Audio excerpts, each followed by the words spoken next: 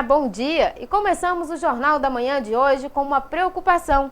Diante dos sinais de enfraquecimento do mercado de trabalho, com o aumento da taxa de desemprego, que neste ano chegou a 8,1% nos últimos 3 meses, até maio, segundo o IBGE, os profissionais estão se deparando com o fantasma da demissão, que não está poupando ninguém. Mas as oportunidades para quem perdeu o emprego ainda existem. Vejam.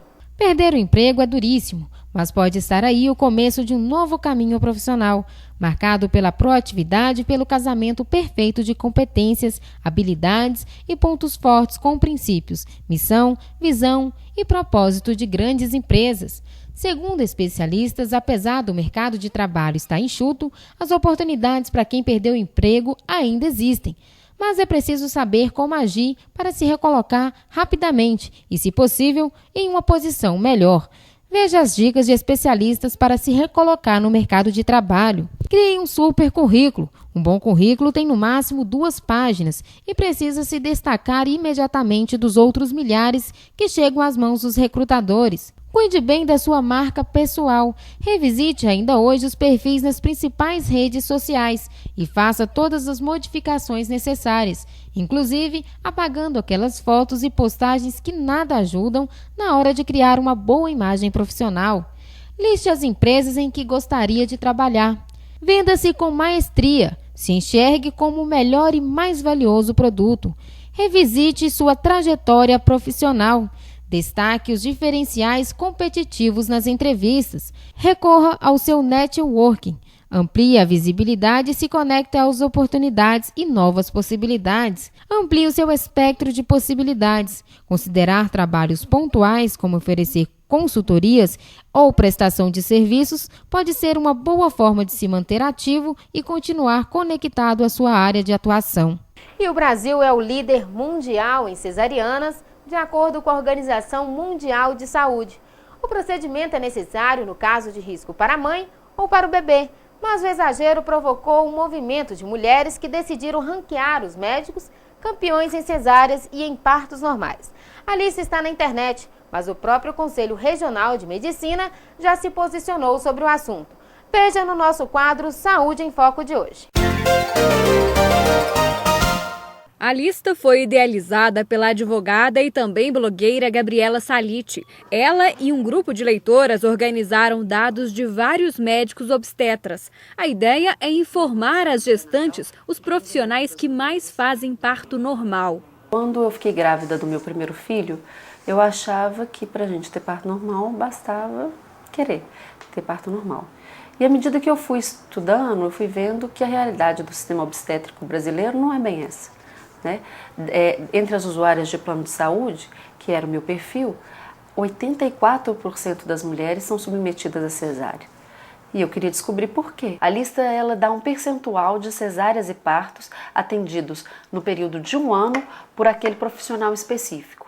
Então, se você consulta determinado médico, doutor fulano de tal, o convênio, ele vai te dar um retorno dizendo qual o percentual de cesáreas e de partos normais aquele médico realizou naquele convênio no período determinado pela resolução. Na lista, grande parte dos obstetras tem mais de 85% dos partos como cesáreas, porcentagem bem distante do máximo de 15% recomendada pela Organização Mundial de Saúde.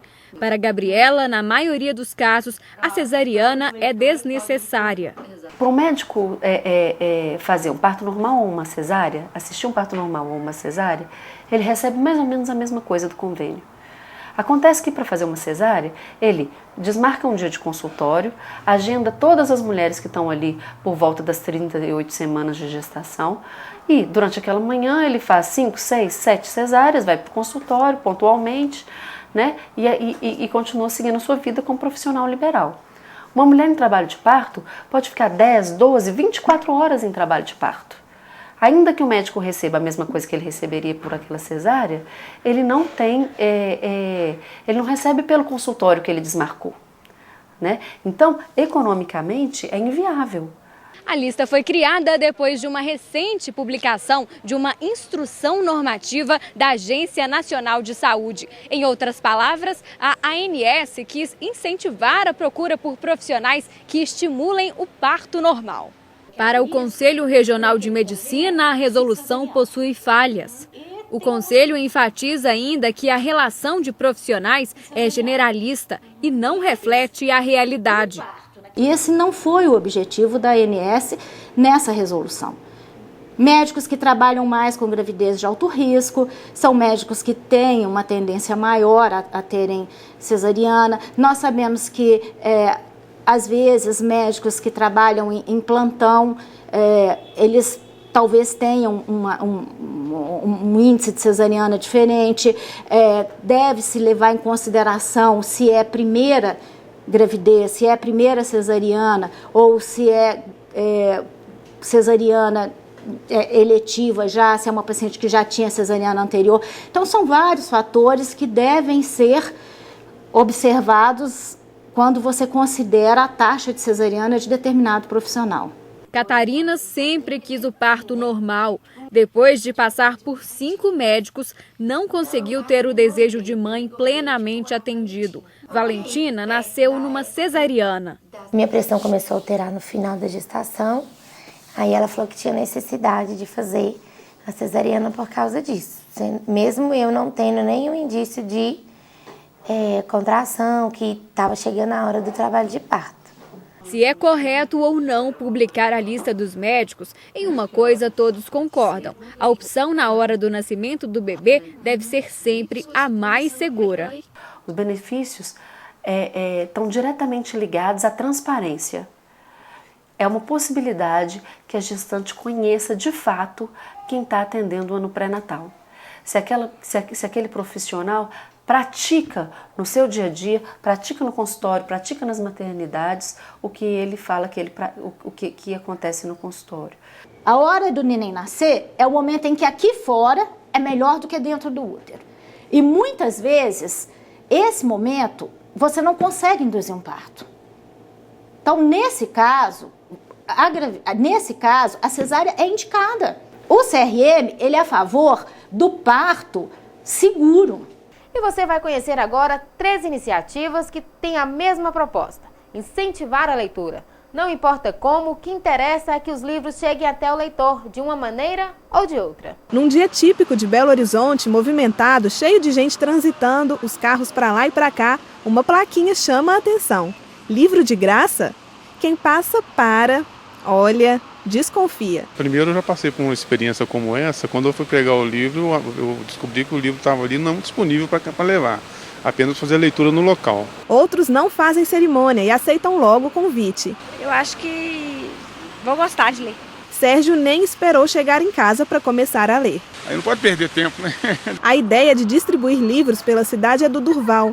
Desde 2012, o escritor leva a sacola cheia para algum ponto da cidade. A gente quer que a obra da gente seja conhecida, né? A gente, quando escreve, a gente escreve porque quer que alguém leia. Pois é, mas muita gente não aproveita os prazeres da leitura. Uma pesquisa feita em 9 regiões metropolitanas mostrou que 7 em cada 10 brasileiros não leram nenhum livro no ano passado. Por isso, deixá-los assim expostos pelas ruas é uma estratégia, uma tentativa de abrir o apetite do leitor. Este cardápio de livros fica em pontos de ônibus da capital. Quem se interessar leva o livro para casa, lê e depois devolve. A pessoa pode pegar 1, 2, quantos quiser, mas a ideia é que além de pegar, ela traga de volta e continue compartilhando para outras pessoas também terem acesso a essa leitura e informação no caso. A estrutura é comprada e mantida por pessoas ou empresas interessadas em incentivar a leitura. Carlos faz parte da Associação dos Moradores do bairro Buritis, que já adotou 2 pontos de ônibus. Pela questão cultural, pela questão da educação, do conhecimento, do saber. Então, assim, são muitos motivos que nos levam a incentivar a todo mundo estar lendo aqui no bairro e, de uma forma em geral, a toda a comunidade. Aqui no aglomerado da Serra, o hábito de compartilhar livros resultou na criação deste centro cultural. Você gosta de vir aqui? Gosto. O que você faz aqui? Leio, brinco, danço, faço um monte de coisas. No acervo, mais de 4.000 títulos dos mais variados gêneros. Tem muito dançarino, tem muito rapper, tem muito pintor, mas que não teve o contato ainda com esse tipo de arte e não aflorou, sabe? É a mesma coisa da leitura, todo alfabetizado já é capaz de ler, de fazer alguma coisa e não tinha essa oportunidade, agora eles já podem vir, pegar e devolver a hora que quiser. E assim finalizamos o Jornal da Manhã desta quarta-feira. Mas fique ligado porque as informações aqui da TV Minas Brasil não param. Ao meio-dia tem o Jornal da Cidade com Fernando Carvalho e às 7 da noite o Minas Brasil Notícias com João Paulo Marques. E ainda tem o nosso portal. Anote aí, www.mbnews.tv.br. Que Deus abençoe o nosso dia. Tchau, tchau!